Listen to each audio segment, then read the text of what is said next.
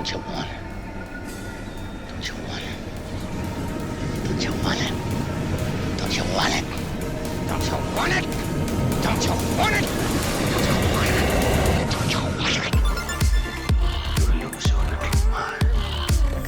5, 10. Welcome to the Deadlights Podcast. I'm your host, Sam. And I am Leslie, bringing you your weekly dose of horror. Welcome back, Leslie. Yeah, You're hello. here. I'm here. Or am I just a reflection? Glamour? Am I just a bunch of bugs piled, two bugs piled on top of each other to make one human? Couple snakes in there, maybe. The rattlesnakes. Yeah, there was no rattlesnakes. It's good to have you back. Thanks. Welcome back to the Deadlight space. I like this space. Does it feel familiar? Yeah. I missed you. I missed your table. Just the table. Yeah, not you. Well, yep, that makes sense. No. It makes sense that you would be coming back on this episode because this movie that we just watched is one of your favorites, and the reason I put it in the bucket is because you told me to. It's prolific. I told you. I held a fucking knife to your throat and said, No, that's not how it went down. No? Not at all. Not at all. No. Nope. I just absolutely go crazy. Just go crazy. Yeah. No. She's a witch. She's a witch. I'm fine. Yes, well, you have told me before that this was one of your favorite ones growing up. So I think that it is very fitting that you're here to watch The Craft. The Craft. From 1996, directed by Andrew Fleming, written by Peter Filardi and Andrew Fleming. A newcomer to a Catholic prep high school falls in with a trio of outcast teenage girls who practice witchcraft, and they all soon conjure up various spells and curses against those who anger them. And boy, did they. Boy, did they. They sure did. Yes, They sure did, and they were so Catholic as well. Yep. Very So Catholic. Catholic with their little skirts and their shirts. And their Catholic shirts. Yeah, and their shorts. I mean, it seemed like as long as they wore the bottoms, it was uniform, and then they can wear whatever tops they wanted. I couldn't understand their uniform. It seemed like a pretty chill Catholic school as far as Catholic schools go. Everyone was pretty much doing their own thing. Usually, what I've heard from the Catholic, there's only one Catholic school in my hometown, and they were pretty strict. Like up to you couldn't dye your hair weird colors, and I'm pretty sure you couldn't style it in a very fun, expressive way. I don't think that this Catholic high school that we just watched was realistic at all. Not at all. I mean, put aside the magic stuff, still wasn't realistic at all. No. No. The teachers were really letting people get away with a lot of shit. Yeah. And, okay, so The Craft, you've seen this many times, I'm assuming, before. I think I've only watched it maybe like a handful of times. Okay. All Yeah. right. I always find it kind of interesting going back and watching some of these movies that previously I'm like, I love this movie. This movie is incredible.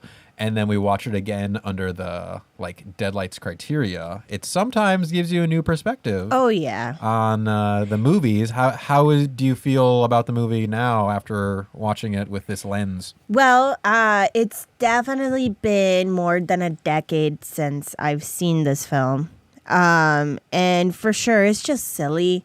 You know, it was made in 1996, and all they cared about was looking cool. That is it. All the girls were hot. All the guys were bad boys. And what I've read is that the book that they're using, that the gals are using, is an actual book.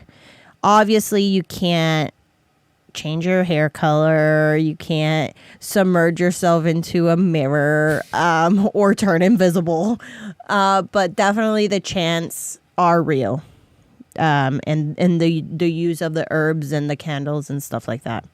So that lives on, and that was really cool. Yeah. And it's supposed to be a warning about if you want to, involve yourself in magic, just make sure you're using it for good and not bad. Because everything you put out there will come back to you threefold. Whatever you send out, you get back times 3. In 1996, I was 3 years old.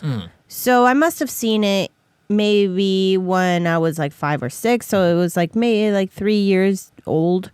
And the things that were engraved in my brain that made it scary was the hair loss scene, where the racist bitch Yeah. was losing all her hair. And that was terrifying to me, seeing that. And I was like, oh my God, ouch. And she had like open sores too. Yeah. It's like, oh my Lord, Yeah, it's not just what's your hair going falling out. on? Yeah. It's like your skin. Yeah. And then the bugs in the house. That makes sense. Ooh, was I afraid of that? Oh gosh. Creepy crawly. Creepy crawlers. And you know, separately, all those things don't scare me. You know, snakes, mice that look clean. Yeah. Don't want to see maggots. Please, God, no. That's the one. only thing. That's the one. Yup. Big And they were bugaboo. like bubbling up from the freaking toilets and Yeah, it was not pretty. Not where you want them. no, because they don't move. They weren't moving. They were dead, I think. Yeah, they're just falling out. Yeah. But still Ooh. gross. Yeah. Yeah, and why don't we just jump into it? Let's do it. Let's just get to the can. Let's get to the can. Open it up, see how it looks. This movie was one of the most 90s movies I've ever seen. Very 90s, between the hair and the clothes and the music, The cars. the cars. Everything was Yeah. just screaming 90s. The almanac says today will bring an arrival of something. Yeah, wonderful. I'm getting my rag. Another thing about this movie, about the actual filmmaking, is it at some points reminded me of like an after-school special because it's very overdramatic. The lighting is very Yeah. like almost like soap opera, like haziness. How people act is very overdramatic. Everything is just Yes. heightened. And then there is that Bollywood kind of like music.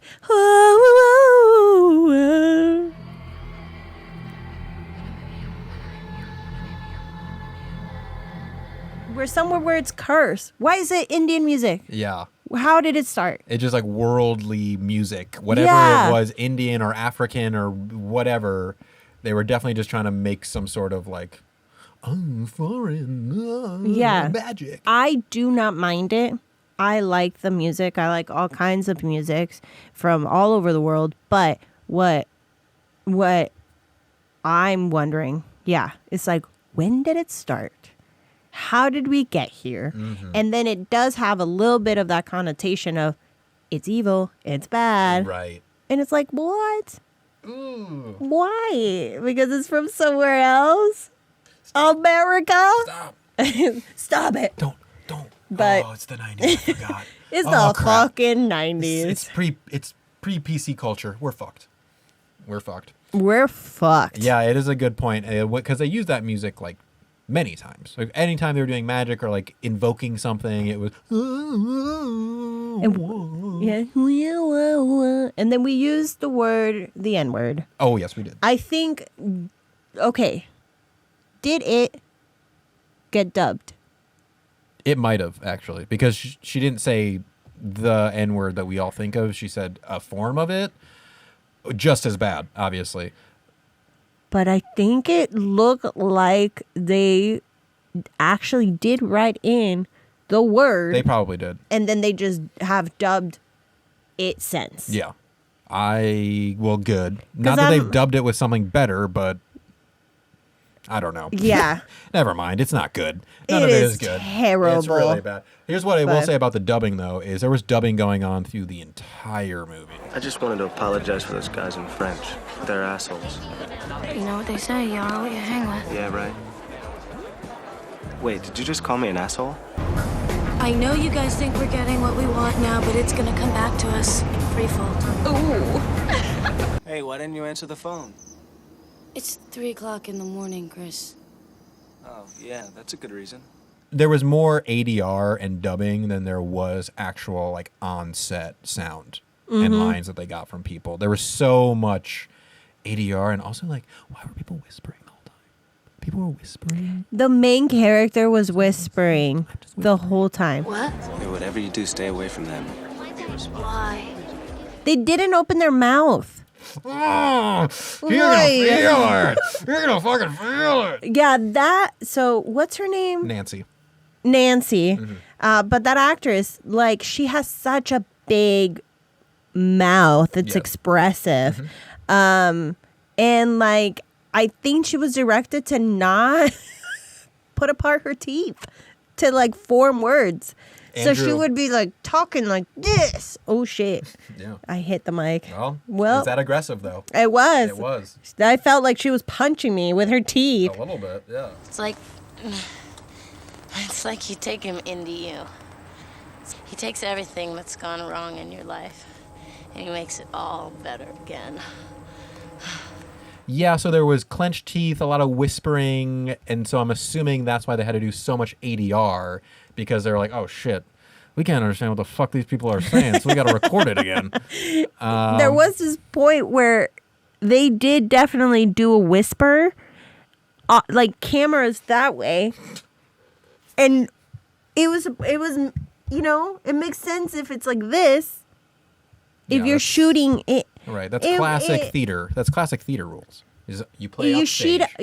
upstage, cheat out, Yeah. and we were not doing any of that. No. It was very soap opera-y. It's very soap opera. Yeah. I mean, everything, even the writing was very overdramatic, and I think it's okay because everything is, so it kind of is all works together well, and it very much reminds me of like Buffy the Vampire Slayer. I mean, obviously we're dealing with magic and supernatural kind of things, but it is that same thing. You know, everyone is overdramatic. We're dealing with high school students. This high school experience is super, super heightened. They're witches. Witches. Well, that's what people say. Chris already told everybody You told everybody what? that you guys did it. But we didn't. Chris? I'm sorry, Chris is really busy. Maybe we could set some up for a nice jacket later in the week. I really liked the production design because all these sets, like the magic shop was really cool. And then when they're in their rooms doing like the different like seances and invocations and stuff like that with all the candles and all the little like props that they could play with. I actually really did enjoy that. And it seemed like they were pretty detail oriented when it came to those kind of like seance scenes, Yeah.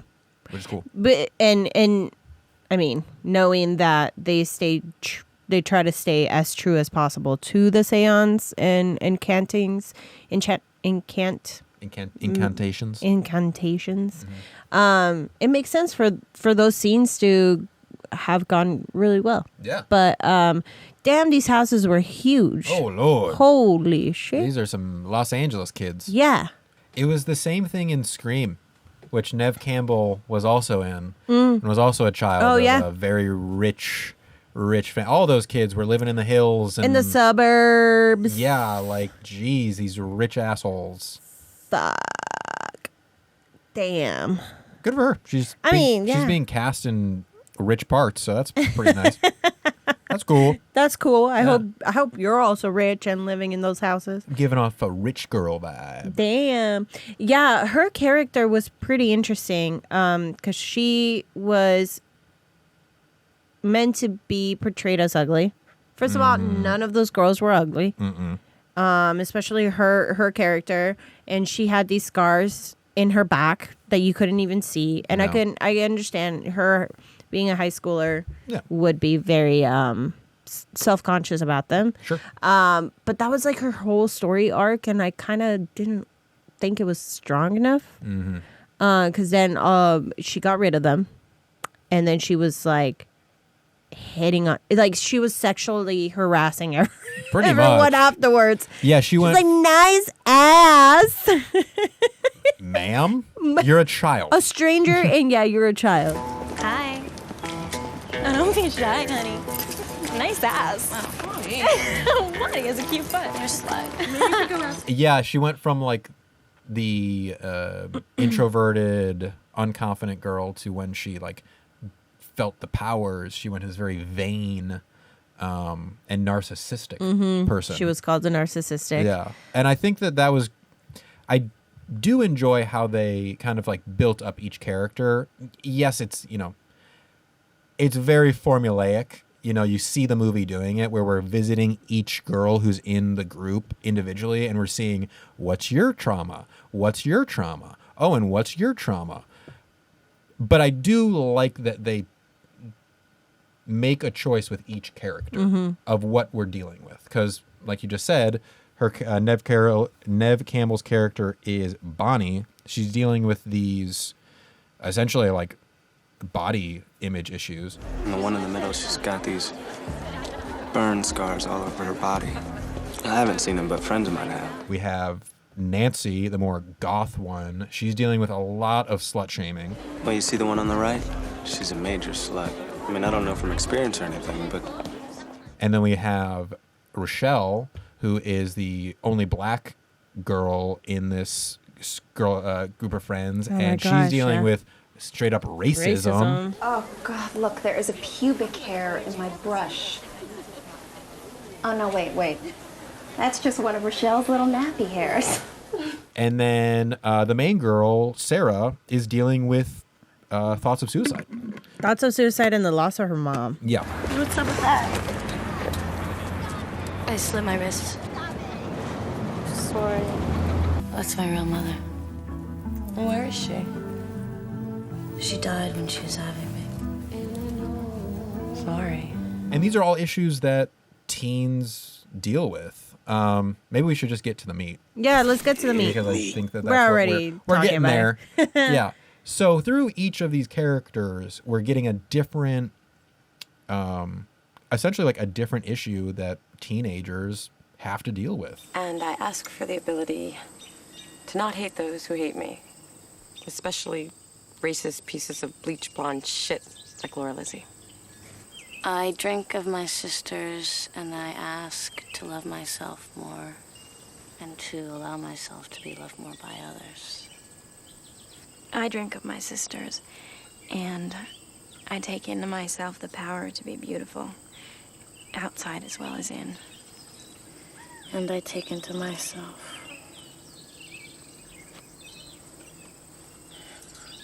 all the power of Manon. Nancy also was dealing with issues of classism. Yes. She did not want to be where she was living. Rain would come in through their trailer home, and she was being sexually harassed by her new stepdad or whatever he was. And the mom was always drunk. So like big issues as to why she needed as to why she chose to want to be more powerful when they were doing their first incantations of what they wanted. I thought it was a great tie that they make between them practicing magic and them coping with the things that are going on in their lives, because they all come together to do these different spells, and for a while they're getting close as friends, and they're supporting each other as friends, and they're there for each other, and they're building these bonds, and they're dealing with these issues with each other, and they're helping and supporting each other. And it's great to see them all like find comfort and safety in each other. And then what I like how the movie pushes that along is when you find something like magic or power or drugs, alcohol, that makes you feel good, what happens when you do too much of that? I'm not trying to win them over, you're paranoid. I'm paranoid? Paranoid. I am not paranoid. Paranoid. You guys shut up. In what ways does it change you as a person? And we saw that happen with each of these people in this group. They got a taste for this power, and they realized that they could feel good. And then they were all, for the most part, all of them except for Sarah, just gave into it. and became different. They changed. They became different people because of the power that they were given, which you see when people start doing drugs or drinking alcohol and they start enabling each other, and then they change as people completely. So I think that the movie actually does a very, very good job of metaphorically showing us the teenage experience of growing up and making mistakes and dealing with trauma.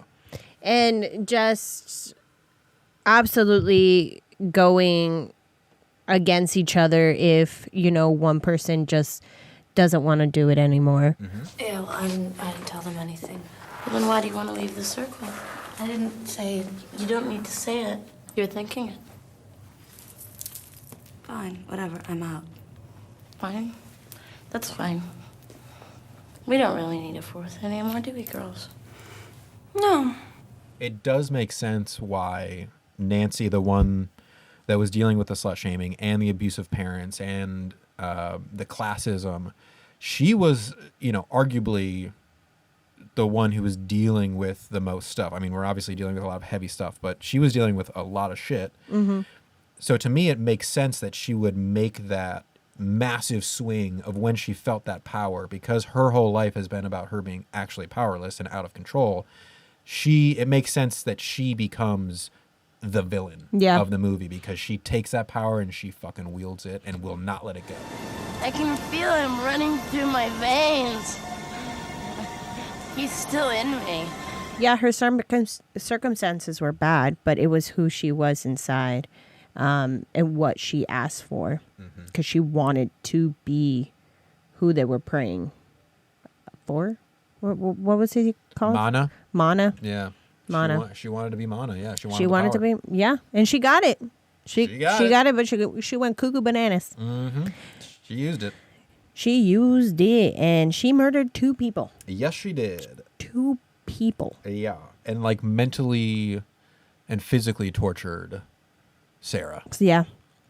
I do want to say, go back to the can just a little bit to just mention how, or maybe this is me, I don't know, but I wish Sarah's whole, I guess, arc in her witch journey was not just so implemented on a boy. I thought it was so stupid.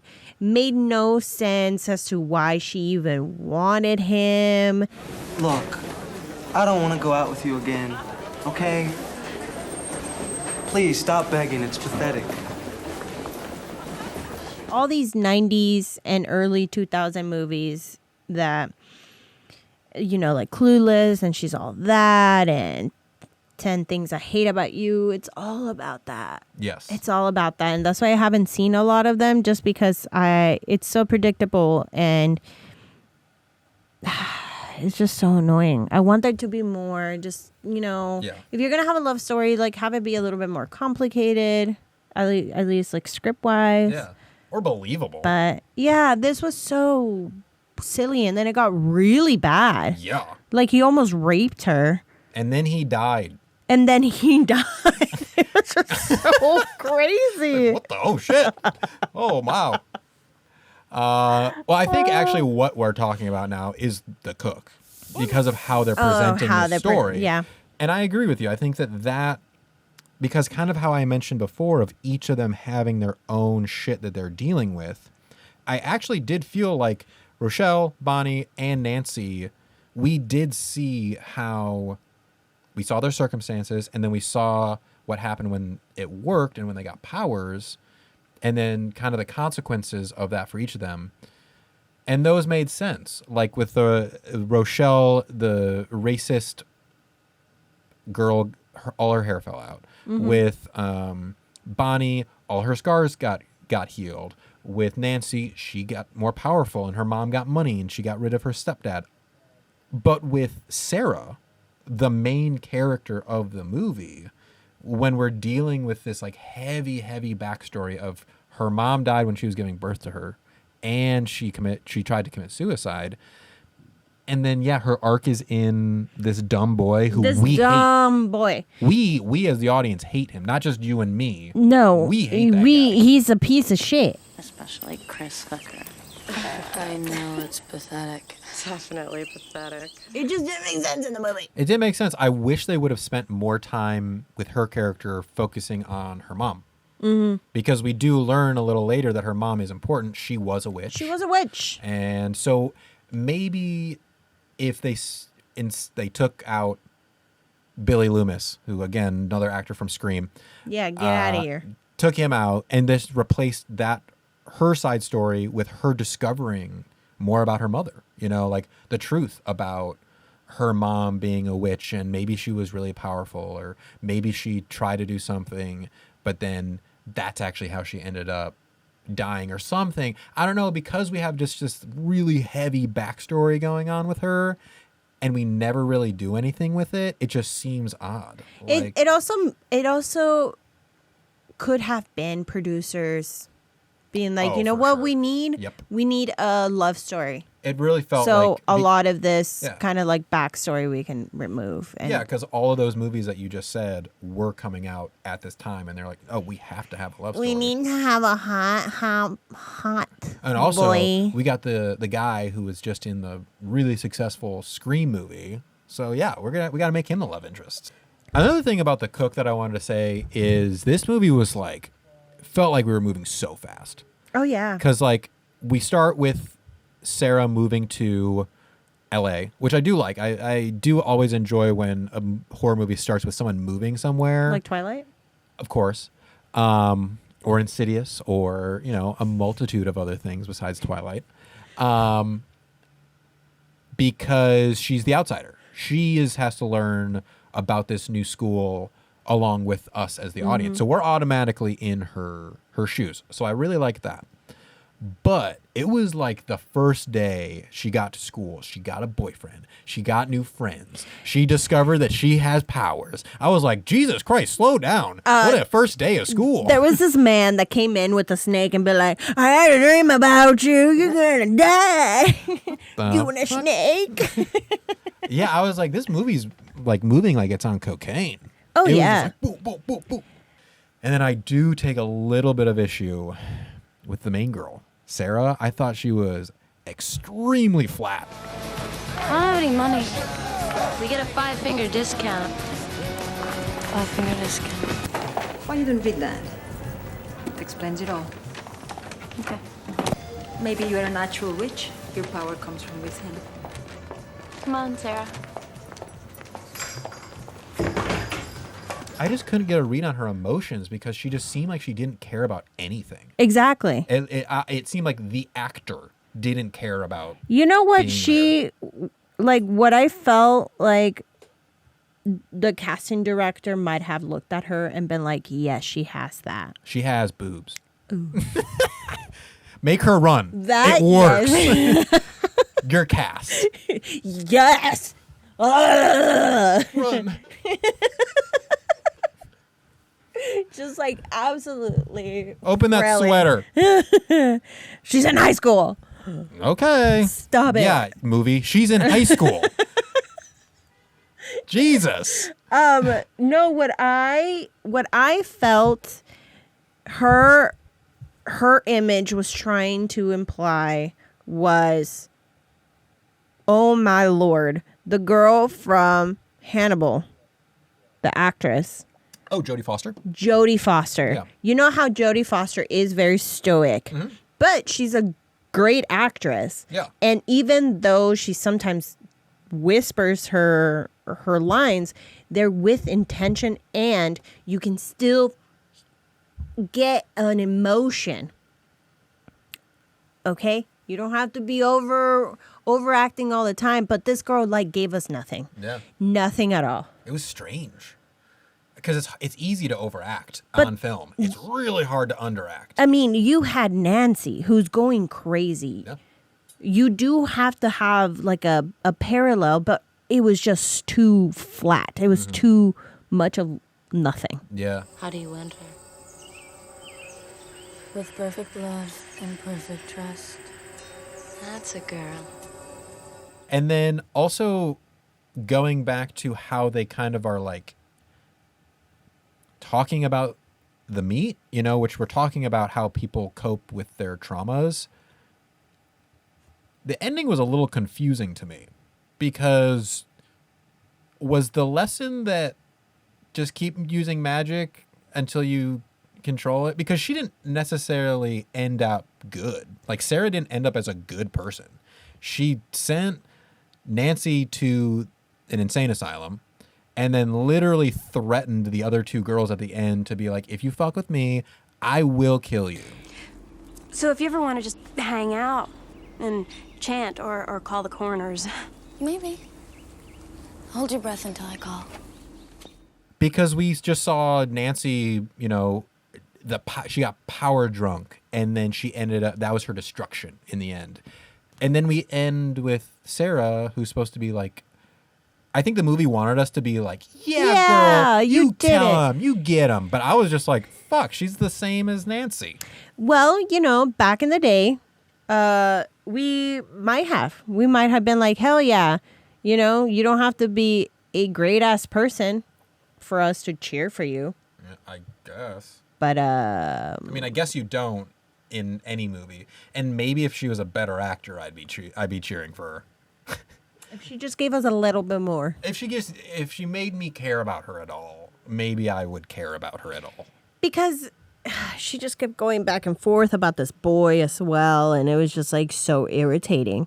It was so dumb. It was truly the worst story line of this movie. It didn't make any sense why she was so infatuated with him, especially after he told everyone that they fucked. Yeah. And then he was a total douche. And then he was like, please don't beg and blah, blah, blah.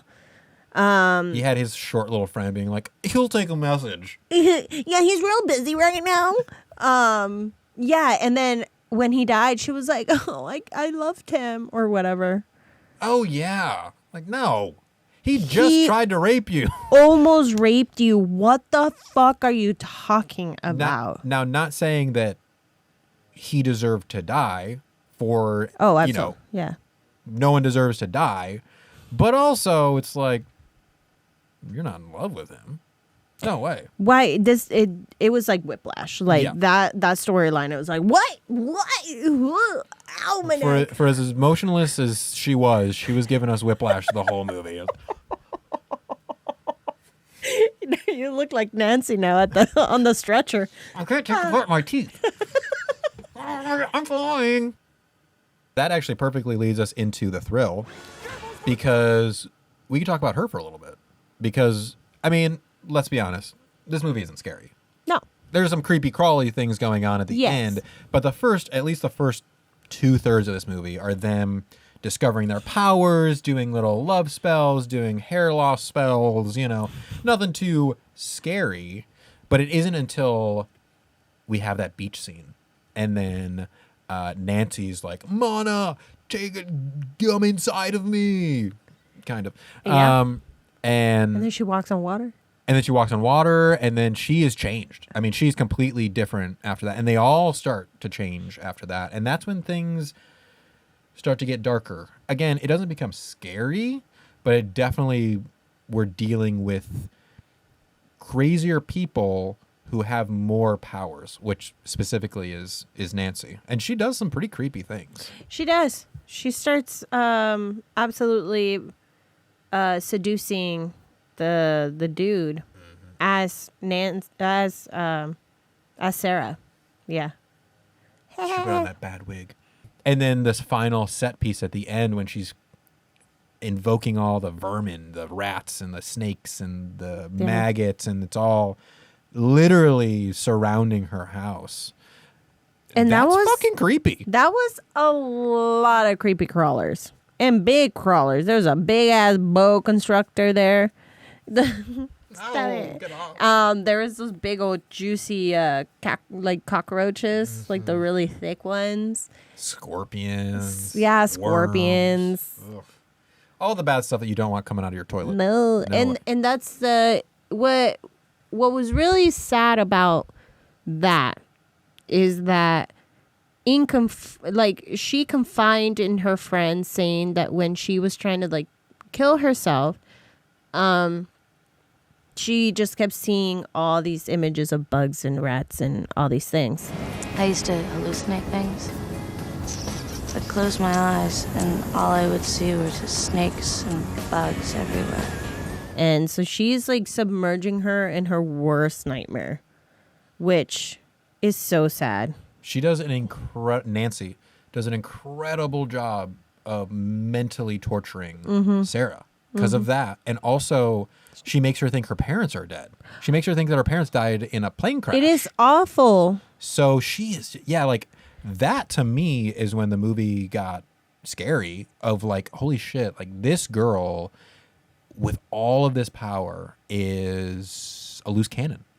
She's crazy. What does crazy do with all this power? And we saw her do some crazy shit. Well, she wanted Sarah to commit suicide. You're going to kill yourself tonight, my dear. No, I'm not. Yeah, this was a movie that I really liked when I was younger. And I think it's just because they made it look very attractive. They did. They really did make it look. I did not know English when I saw this movie. Oh, well, there you go. Now it makes sense why you only talk in incantation. Yeah, in incantation. The light within me is the light within you. Well, we heard that song when we pulled Insidious out of the bucket. We did. It's like, goddamn. I did. It's coming from this little dude over here. Pazuzu. Pazuzu. Pazuzu. Pazuzu love Pazuzu.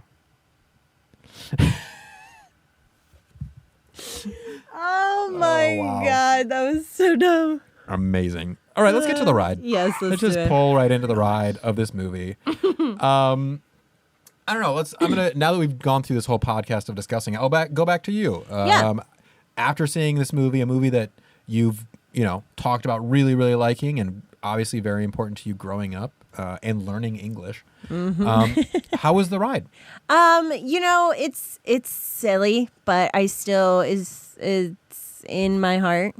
But due to the criteria of the Deadlights podcast, I have to put it in a very fair category and give it a solid 3. 3? Yeah. 3 out of 5. Just because half of it is just my own. I still like it. I still like this film. Yeah. But it's not the strongest of film. I can't quite give it a 3.5 or a 4 because the script, it's not its best. It moved way too fast. The only thing that holds up is just how well it looked and the fashion, and it's just like it's just a cult classic for witchy folks. Yeah. So.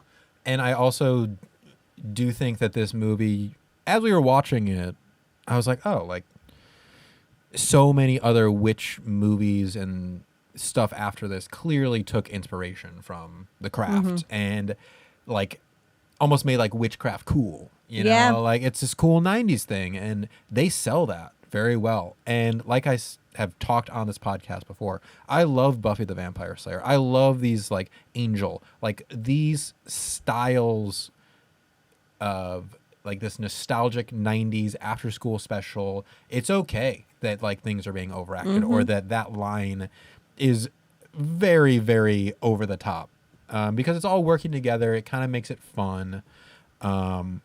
And so you can't really take that style away from it. No. They know they were making an okay film. Yeah. And and that's fine. Because the things that are fun about it are really fun. Like all the magic things I think are really cool. The magic effects, some of them are, 90s special effects, but I still do think that they're effective. And it's fun. It's really just a fun film. But again, we are keeping it within a criteria here. So I think I'm going to go more with a 2. You got it? 2. 2 out of 5. 2. Yes. 2. But I'm glad we got a return from Neve Campbell. Love Neve Campbell. And the guy who played Billy Loomis in Scream in this movie, we could get rid of him. A lot of people going in and out of windows in this movie, I just realized. Yeah. Windows are the eyes to the eyes. I mean, the windows to the eyes. You mean the eyes of the house? Windows are the eyes of the house. Yes, Therefore, there are windows to our soul. true. And therefore, people will fall out of them. Just like people fall out of our eyeballs. And then also, now my eyes are green. Oh. You didn't notice. Whoa. Yeah, before this, my eyes weren't brown. No. No, my eyes were a pale shade of blue. Yeah. No, they were all just white to me. Just white. Yeah. All right. The Wow, craft. glad we got it in. So Yeah. actually, you don't need to pull the bucket over because in the last episode, Connor picked one for us. Ooh. And I know what it is, but you don't. I do not know So what it is. I will read you, and now you have to guess. Are you Okay. ready? Yes. Santa Claus is actually a demon who lost a bet with an angel, so he becomes the giver of toys and happiness. But when the bet is off, he returns to his evil ways. Oh. Is this a D movie? Oh, God. If it's Santa Kills? I mean, pretty close. Santa's Sleigh. Oh. Santa's Sleigh from 2005. Yeah, we're getting Santa Sleighs. another campy one. Yay. Correct me if I'm wrong, but I'm pretty sure it'll be our first holiday movie of the podcast. So Yes. And our first D. yeah. Right? I mean, I think a couple of the movies that we've watched weren't considered D movies, but we gave them a D. So we'll see. Maybe we'll see if Santa's Sleigh holds up with those other D movies. Oh, this is going to be fun. It's gonna be fun. Yeah. It's gonna be fun. All right. Well, Yay. let's get out of here, huh? All right. Well, you can follow me on Instagram, Color Me Leslie. And me at BPRitchieT. Also call us. Yes. 773-669-6677. Anything you want. Literally, just leave us a message. Yes. Stories. Anything. Anything. Anything. Please. You can also find us at the Deadlights Pod and also check out Playground Social, which is the studio that we're recording this from. But until next time, let's get spooky. Ooh.